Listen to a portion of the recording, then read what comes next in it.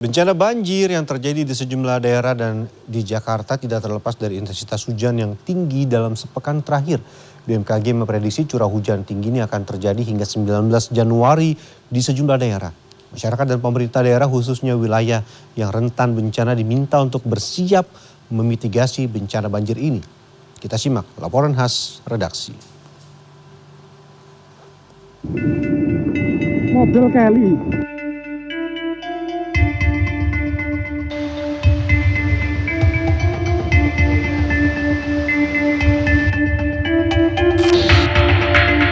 Banjir terjadi di sejumlah daerah di Pulau Jawa. Di bagian tengah Pulau Jawa, banjir terjadi salah satunya di Jepara. Kamera amatir warga merekam saat banjir bandang menerjang di Desa Jatisari dan Pringtulis, Kecamatan Mayong, Jepara.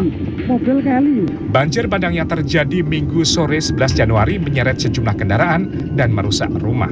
Banjir bandang ini akibat apa, Mas? Ya, curah hujan yang tinggi dari hulu ke hilir. Ya. Dan juga kebetulan untuk di Desa Jatisari ini ada titik kumpul dari 3 sungai, Mas. Ya.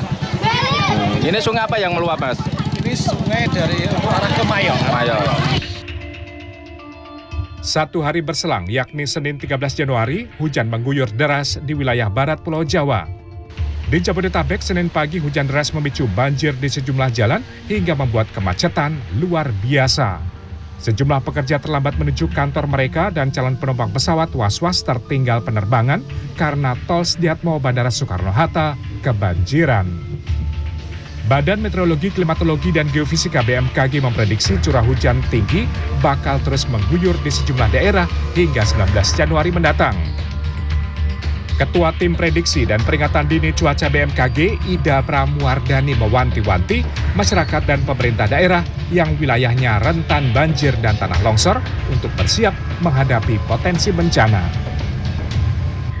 Meskipun intensitasnya beberapa hari ke depan diperkirakan menurun, namun masyarakat juga perlu tetap waspada, meskipun harus tetap tenang ya Mas ya, tapi waspada terhadap potensi hujan yang dapat terjadi karena kita berada pada musim hujan. Kemudian juga masyarakat juga perlu juga memahami potensi bencana di lingkungannya, kemudian menjaga lingkungan, tentu saja menjaga kebersihan lingkungan, kemudian aliran air di dekat daerah tempat tinggalnya. Lalu jika sudah mengetahui bakal ada curah hujan yang tinggi, apa yang bisa dilakukan pemerintah untuk mencegah potensi bencana? Sejauh ini beragam cara dilakukan pemerintah untuk mencegah potensi bencana. Salah satunya melakukan modifikasi cuaca. Pemerintah melalui Badan Nasional Penanggulangan Bencana (BNPB) dengan dukungan Supervisi Operasional Badan Meteorologi, Klimatologi, dan Geofisika (BMKG) menggelar operasi modifikasi cuaca atau OMC di sejumlah wilayah di tanah air sejak 13 hingga 17 Januari mendatang. Seperti terlihat pada Selasa di Posko Halim Perdana Kusuma, pesawat dan sejumlah karung garam disiapkan untuk melakukan misi kali ini.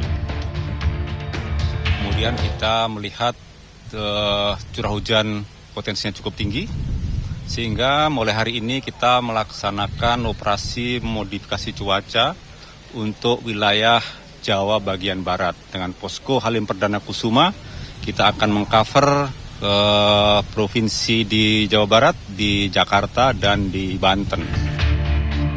BMKG menyebut curah hujan yang tinggi di sejumlah daerah di Indonesia saat ini tidak lepas dari fenomena La Niña, yakni menghangatnya suhu air laut di Asia sehingga membuat pasokan uap awan hujan melimpah.